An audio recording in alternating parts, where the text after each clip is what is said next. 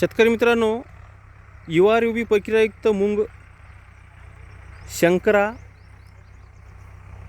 44 या वाणाची पाहणी करण्यासाठी आपण इथं आलेलो आहोत. सिलेक्शन वाण आहे शंकरा 44. याला आपण साधारणतः 4 ओळी 1.5 फुटाच्या गव्हाच्या पेरणी यंत्राने पेरलेला आहे. एकरी आपण 3 किलो अशा प्रकारे पातळ पेरलेला आहे. आणि खताची मात्रा सुरुवातीलाच आपण याच्यावर दिलेली आहे. त्यामध्ये आपण नैसर्गिक प्रमाणे दिलेलं आहे घनजीवामृत 200 किलो आणि ते फेकून दिलं आपण पाट्यामध्ये. रासायनिक खत आपण याला टाकलेलं नाही, कारण आपल्याला हा चांगल्या प्रकारे नॅचरल प्रमाणे डेव्हलप करायचा होता. 200 किलो घनजीवामृत, त्याच्यानंतर आपण दसपर्णी अर्क 3 वेळ फवारला आणि जीवामृतच्या 2 फवारण्या दिल्या. आणि आता सध्याची अवस्था जी आहे, हे वाढ एकदम कमी आहे, जास्त नाही झाली. कारण रासायनिक खत दिलं असतं तर वाढ भरपूर झाली असती, DAP 10-26-26 वगैरे. परंतु आपण हा घरगुती खाण्यासाठी आपल्याला पाहिजेच होता, डाळीसाठी, भाजीसाठी, तर त्यासाठी आपण याला कुठल्याही प्रकारचं रासायनिक खत दिलेलं नाही.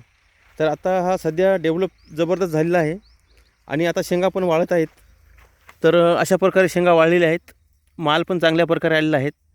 कुठल्या शेंगा अशा थोड्याशा आखूड आहेत, कारण रासायनिक खतामुळे कसं ते उंच वाढतात, शेंगा लांब होतात. परंतु याला नॅचरल असल्यामुळं, कुठल्याही प्रकारचं रासायनिक खत नसल्यामुळं एकदम असा म्हणजे काही शेंगा भरल्या, कुठं अशा वेड्यावाकड्या आतमधले दाणे भरले नाही. परंतु तरीही आपल्याला परवडतो, कारण हा नॅचरल आहे. कुठल्याही प्रकारचा रासायनिक खताचा आपण अंशही दिला नाही, त्यामुळे खर्च कमी झाला. आणि दसपर्णी अर्क आपण याला फवारलेला आहे 3 वेळेस, जीवामृत 2 वेळेस. सध्या अशा प्रकारची साईज आहे, छोटी साईज. आपण याला DAP किंवा 10-26 दिलं असतं जाड झाला असता, परंतु नॅचरल भेटला नसता, विषमुक्त भेटला नसता. तर हा फक्त जीवामृतावर आलेला आहे. आंबट ताक बुरशीनाशक म्हणून वापरलं देशी गाईचं 1 लिटर प्रतिपंप, 1.5 लिटर जीवामृत प्रतिपंप 15 लिटर पाण्यात, अशा प्रकारे 2दा फवारण्या केल्या. आणि दसपर्णी अर्काच्या दर 15 दिवसाला अर्धा लिटर 15 लिटर पाण्यात टाकून फवारण्या केल्या. आता अशा प्रकारे वाळलेला आहे. आणि संख्या जी आहे दाण्यांची, तर याच्यामध्ये साधारणतः 1 2 3 4 5 6 7 8 9 10 11 12 13 14पर्यंत आहे. काहीमध्ये कमी पण आहे वरच्या शेंड्याच्या. आपण जर जास्त खत पाणी दिलं असतं तर अजूनसुद्धा ह्या पण शेंड्याच्या शेंगा भरल्या असत्या.